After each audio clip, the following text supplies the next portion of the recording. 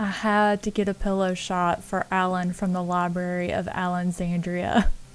But it's fall, y'all, and I have so much fun decorating my house, and I thought I would show a few shots of my fall and Halloween decorations so you guys could see and enjoy it too. Yes, I do realize that I have spiders on my placemats, but they're cute. Where we live currently, we have a super tiny kitchen, so I just kind of stuck stuff everywhere and had to put the cookie jars up top. I even decorated the gun safe in our bedroom. Happy fall, y'all!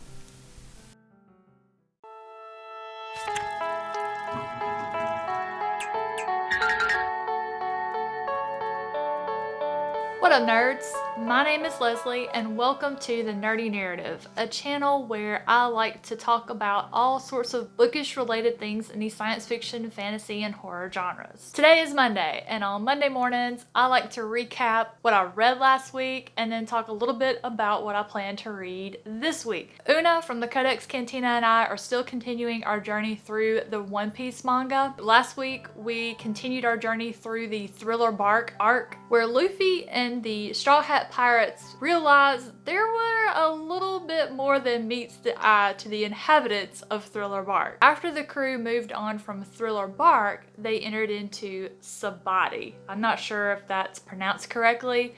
They're on their way to Fishman Island, but they end up here because they need to get their ship coated in order to make the journey to Fishman Island. As you may or may not have guessed it by now, there is literally no way this crew can ever just visit an island without causing some sort of scene or commotion. There's been a lot of reveals in this one concerning Luffy and his family, which I have found very interesting. I've been a little concerned about one particular family member. Luffy's brother Ace has been captured, and Luffy doesn't seem to be concerned about it. He's like, he'll take care of himself, which was kind of unusual. In the past, if any of Luffy's friends or crewmates were in danger, he was the first one to lead the charge to come to their rescue. So I was really confused. Why isn't he going after Ace? And then it happened. When he found out Ace was going to be executed, he sprung into action. So that's where we are now. The crew ran into one of the 7 warlords. They have been scattered all over to different islands, but Luffy is on his way to Impel Down, which is where all of the worst criminals are housed. This morning's issue was the first one of Impel Down. I feel like I'm gonna really enjoy it. It's very high energy, exciting. The whole level of excitement around the time constraints. And this prison is so insane. I don't know how he's gonna do it, but I have faith. Next up, I finished Words of Radiance, and wow, oh my gosh, the Sander Lanch at the end of Words of Radiance really kind of put the one in the Way of Kings to shame. I understand why people say Words of Radiance is their favorite book of the Stormlight archives. I almost think that Words of Radiance may usurp The Way of Kings as my favorite book. I'll have to read it again to make that determination. About the last 120 pages of Words of Radiance had so many reveals and epic scenes. My heart just was pounding and racing the entire time. Before my brain could really process one reveal, Sanderson was hitting me with another. It was really funny because once I finished it and I was talking about one particular, I guess you could say, character reveal, Michael Knipp was like, I have been waiting this entire year for you to read this book and read that particular part because there's just something really funny in regards to it. I'm not going to say anything here to spoil it because I know I've got some subscribers that haven't read it yet that are about to. If you've read Words of Radiance and you want to know,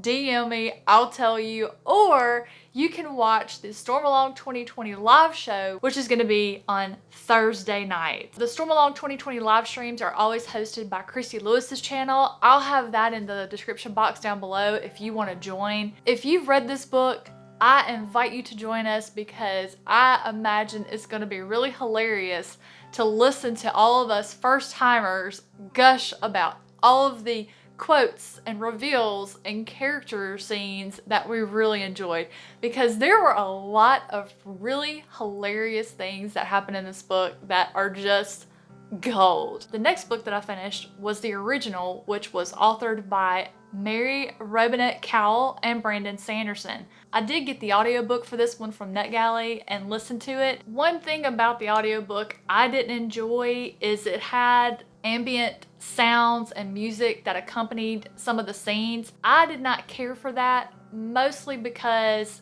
I don't hear very well as it is, and when I have headphones on listening to an audiobook and those sounds are included, it makes it difficult for my ears to hear the words. You know, when you have somebody talking and you don't hear well, and then you have other little sounds going on, the little bit of hearing I have can't really tell what sound to focus on, so that breaks my concentration from being able to listen to the narrator. So I didn't particularly care for that part, but that has absolutely nothing to do with the audiobook. That's a me thing. I want to say it was narrated by Julia Whelan. I liked her okay. I didn't like the voices she did for men, but that's just getting a little nitpicky there. I probably have a very unpopular opinion here. I didn't really see a whole lot of Sanderson in this book. I feel that he probably was the one that had a hand in the world building, the theming, more specifically the theming of the characters, that sort of thing. But as far as like the plot and character development, I didn't see Sanderson in any of that at all. I believe that was strictly Cowell. I need to read more of her work to be able to get a feel for her flavor of writing. I had no idea what the book was about. I just knew it was a science fiction book that Brandon Sanderson had his name on, so that's what drew me in. In the beginning, I wasn't really taken by the story. It had a lot of elements that I liked. It kind of really had a major focus on what this particular clone did for a living, which was peeling oranges. And it talked about that a little too much, went into a little too much detail that I just felt was stupid. Keep that in mind.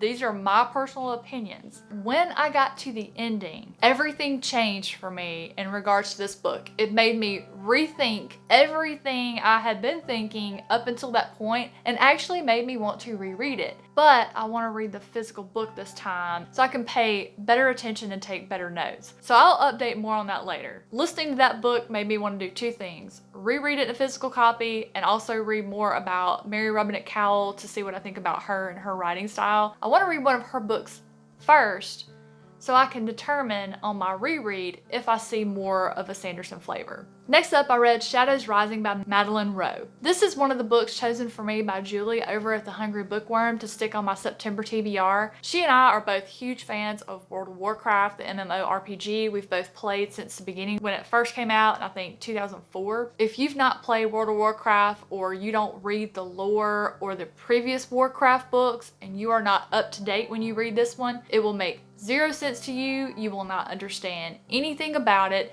This is not a standalone book in my opinion. The characters in this book are not introduced. You're not told anything really about them. The only reason I know who they are is because I have played the game up to its current expansion. Shadows Rising has to do with the expansion that's about to come out. If you've ever played any iteration of the game, to me, this reads like one of the cutscenes that you see when you create a new character. I enjoyed it. It's definitely nothing but setup, getting the characters in place, kind of letting you know where everybody is, how they got there, and what they're doing.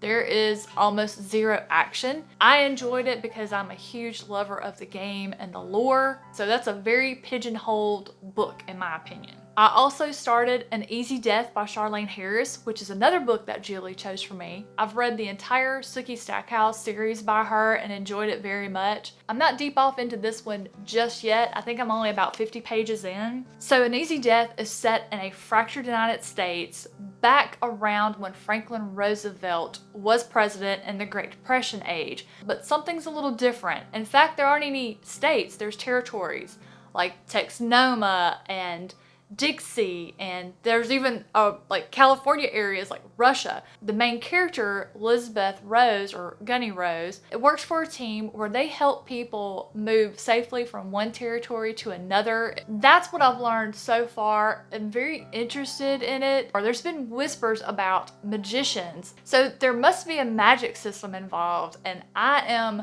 ready to discover that. I'm really looking forward to reading more and discovering what's going on. I believe this is part of a series or a trilogy, I can't remember which, but it's off to an exciting start. Hoping to get this one finished in the next day or two. To be honest with you, I still haven't come down from my reader's high after I finished Words of Radiance. So I really hope that I will be able to squeeze in the novella Edge Dancer before I start Oathbringer. However, tomorrow, Battleground by Jim Butcher drops, and that is going to take precedent over everything else. I've already told Chris, don't expect anything out of me. I'm not moving. I'm gonna binge this book. I have to know what happens. Battleground will have first priority, Edge Dancer will be second. I'll also be starting Nightmare by Chad Nicholas. It's gonna be a very exciting week this week, and I am here for it. So that's what I read, that's what I'm gonna read. Now I would love to hear from you in the comments down below what you're planning to read this week. I hope your week has gotten off to a great start. I hope you have a fantastic rest of your day, and I'll see you in the next one.